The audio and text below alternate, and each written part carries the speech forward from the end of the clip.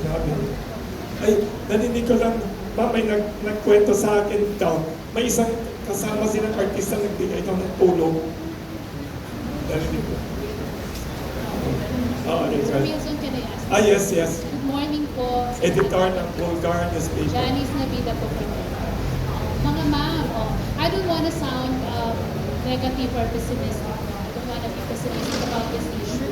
Pero real talk lang po. Kasi as Ms. Sanya mentioned din naman a while ago, sabi nga niya, despite your effort to enlighten the minds of the people, na ito po yung nangyari sa ating pang-aabuso sa ating mga lola at lola. Sabi nga ni Ms. Sanya, mahirap pa rin, kumbaga, pwede nating patawarin pero kalimutan yung ginawa ng mga Japanese soldiers noong 1941. Pero paano po sa tingin niyo po, paano po natin maipaglalaban yung hinihingi nating justisya kung ang mga mismong tayo po, mga karamihan sa atin, ay tinatangkilik naman din po ang Japan. Hindi naman po natin sila totally makondemn by, syempre, of course, the Japanese government will think na kailangan nyo rin naman kami. Paano po ibibigay yung apology na hinihingi natin kung ipinapakita rin po natin sa kanila na welcome po sila po sa Pilipinas. And at the same time, tayo rin naman po, excited po pong marami sa atin na pupunta ng Japan. San Thailand, So, opo, gusto ko po malaman, gaano po kayo ka-optimistic dun sa inyong ipinaglalaban? Kung may mga ganito pong hindrances. at saka Albay. Yes. Tingin ko it will really help us kung as a nation, alam natin yung situation ngayon. Mga kabataan, marami hindi nag-aaral. Marami talaga kailangan, because of the situation, alam niyo yan sa Department of Education, maraming out of school. Hindi natin sila nabibigyan ng pagkakataon na makapag-decide on their own because hindi sila properly informed kung ano ang mga kailangan. Kahit ng mga nakaraan, may mga issue tayo, ang mga lumad schools, ang mga IP schools, pinapasara, binobomba ang mga lugar. No? Marami pong mga nakaraan na hindi talaga naging kumbinyente para ang mga kabataan natin ay matuto sa kasaysayan.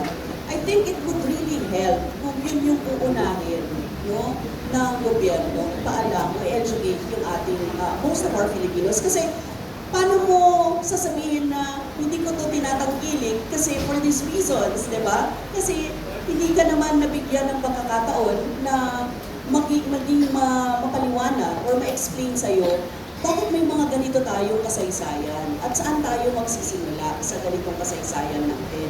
So yung history nga natin, hindi natin maipatino sa ating mga kabataan. So very first talaga ang education dyan.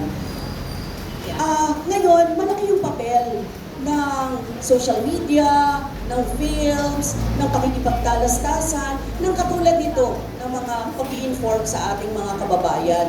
I think dapat talaga magkaroon ng legislation kung saan sinusuportahan yung mga historical films, yung mga films on wars and occupation, para maintindihan natin saan tayo nanggagaling Mas mauunawaan o makakapag-decide na wasto yung ating mga mamamayan kapag gano'n, di ba? Well-informed sila. Tapos, makakatulong ito sa pag-educate at labanan yung mga disinformation na nangyayari. Kasi meron ganun di ba? Na hindi, wala namang inano nung panahon na yun. Hindi totoo yan. Ganyan nung ano. Ang babait, in fact, ang babait nga ng mga Japanese, meron silang mga ganito, etc. Paano mo yun malalabanan kung hindi ka naman properly informed and properly educated doon sa naging kasaysayan natin, di ba? So, yun siguro talaga yung una, no? At yun ay malaking kasalanan ng gobyerno kasi hindi niya yun nagagawa hanggang ngayon.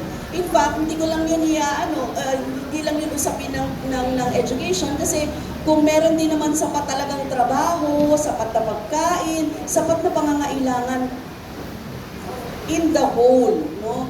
Na tinutugunan talaga para sa mga mamamayan natin, then hindi sasabihin natin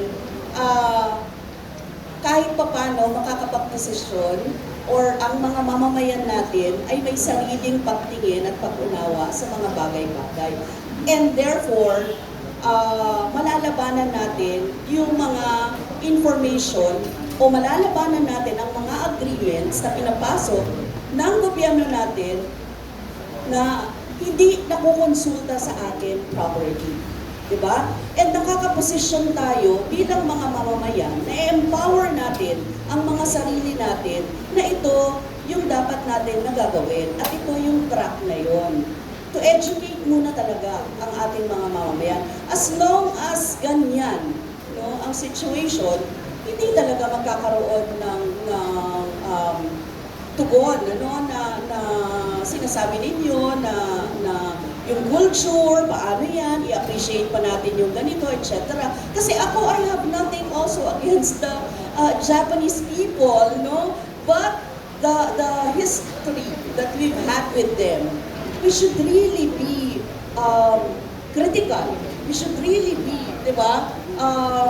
Dapat tingnan natin ang mabuti. Ano ang ganansya, ano ang hindi ganansya, ano ang dapat nating pasukin at hindi natin dapat pasukin sa ganitong mga usapin. So, gano'n, ano, yung critical na mga tao ang kailangan natin. Thank you very much.